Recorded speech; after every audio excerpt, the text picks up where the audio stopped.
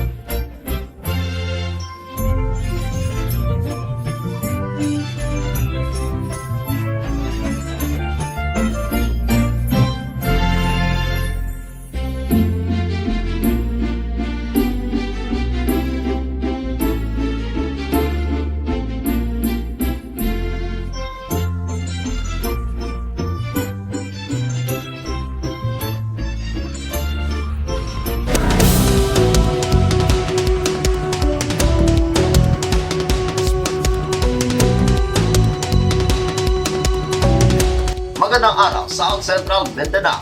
Narito na mga pamunay balita sa Soxergen Headliners ngayon, Disyembre 20, taong 2023. Liga President Gumbao ng lungsod ng Coronadal nakibahagi na sa regular session ng SP. Narito ang ulat.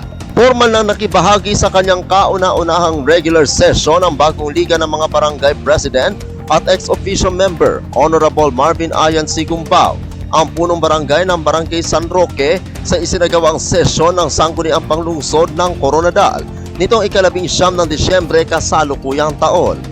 Sa kanyang mensahe, nagpasalamat ito sa lahat na nagbigay ng suporta upang mabigyang daan ang kanyang pagupo upang makapagbigay serbisyo sa mga mamamayan ng lungsod sa pamamagitan ng Liga ng mga Barangay. Ibinahagi rin nito ang kanyang mga plano na lalong magpapalakas ng kanilang mga programa at mga proyekto. Tiniyak naman ito na susuportahan niya ang Barangay Purok Sitio Empowerment Program, ang flagship program ni City Mayor Eliordo U. Ojena.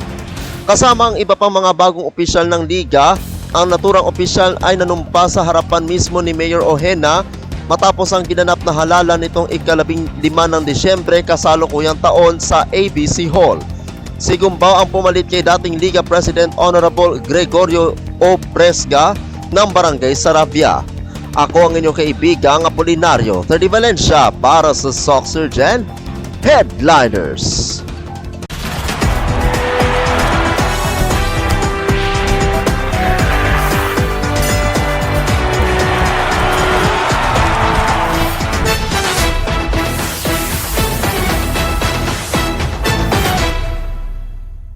Karagdagang medalya, nasungkit ang Cotabato sa Batang Pinoy at Philippine National Games. Narito ang ulat. Nasungkit ngayong araw ng dalawang atlet ng Cotabateño ang dalawang gintong medalya para sa larong karatedo na nagpapatuloy na Batang Pinoy na ginanap sa Phil Sports Complex sa lungsod ng Pasig. Ang malalaro ay kinilalang sina Zia Barro na nanalo sa kategoryang 8 to 9 years old advanced kata mula sa bayan ng Antipas at Feb Kangke ng bayan ng Makilala na nanalo naman para sa kategoryang 8 to 9 years old novice kata. Nagpaabot naman ng kanyang pagbati si Governor Emilio Lala Talino Mendoza sa dalawang atleta sa pagbibigay nito ng karangalan sa probinsya. Tiniyak din ng ina ng lalawigan na patuloy na susuporta ang pamahalaang panlalawigan sa programang pangkabataan, lalo na sa larangan ng pampalakasan na isa sa prioridad ng kanyang administrasyon. Ang Batang Pinoy at Philippine National Games ay sinimulan kahapon. Ay nilahukan ng mga atletang Pinoy mula sa iba't ibang panig ng bansa. Kabilang na dito ang lalawigan ng Cotabato na magtatapos sa Biyernes, ika-22 ng Disyembre kasalukuyang taon. Ako ang inyong kaibigang Apolinario 30 Valencia para sa Soxergen Headliners. Para sa uling balita, Senador Go bumisita sa lungsod ng Tacoro. Narito ang ulat. Bumisita si Senator Christopher Lawrence Bongo ngayong araw sa lungsod ng Tacoro, na kung saan inaugurahan at tinurnover ang kauna-unahang Super Health Center sa lungsod na ito ay matatagpuan sa barangay VF Grino, na sinamahan naman ito ni Tacurong City Mayor Joseph George L. Lechoncito, MD-DPA, sa pagsusuri sa pasilidad na naumpisahan ang pagpapatayo nito noong Hunyo taong 2022. Ang SCH ay isang polyclinic na uri ng health center na itinatayo sa mga rural na lugar na magbibigay ng serbisyo para sa mga outpatient, birthing, laboratory test, ultrasound, pharmacy, eye, ear, nose, and throat o EENT service, oncology, physical therapy, rehabilitation center at marami pang iba. Sa pamamagitan nitong pangkalusugan na pasilidad, hindi na kailangan pang pumunta sa malayong lugar para makakuha ng mga serbisyong medikal, at yung may mga karamdaman at kailangan ng medical na atensyon ay matugunan agad bago ito lumala at maiwan rin ang pagsiksikan sa mga paggamutan ng pamahalaan. Ang SCH sa Barangay Grino ay tutugon sa mga pasyente mula sa hilagang bahagi ng barangay sa lungsod ng Tacoro, habang ang ika-2 Super Health Center na itatayo pa sa Barangay Baras ay para naman sa mga barangay na nasa timog na bahagi ng lungsod.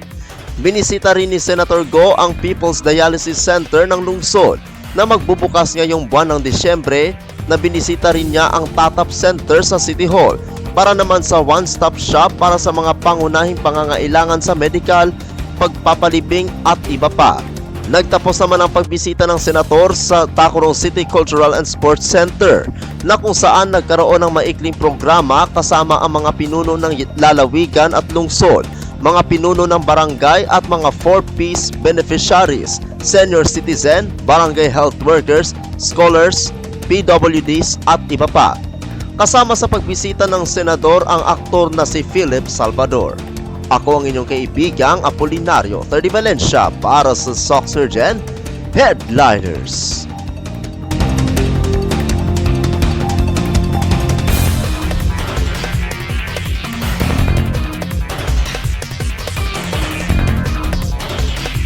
At yan naman po ang mga balita sa araw na ito. Mga balitang kailangan ninyong malaman, balitang walang kinakampihan, mga balitang totoo, mga balitang may dalang aral at inspirasyon. Ito ang Soxergen Headliners. Hanggang bukas, maraming salamat at magandang araw, kaibigan.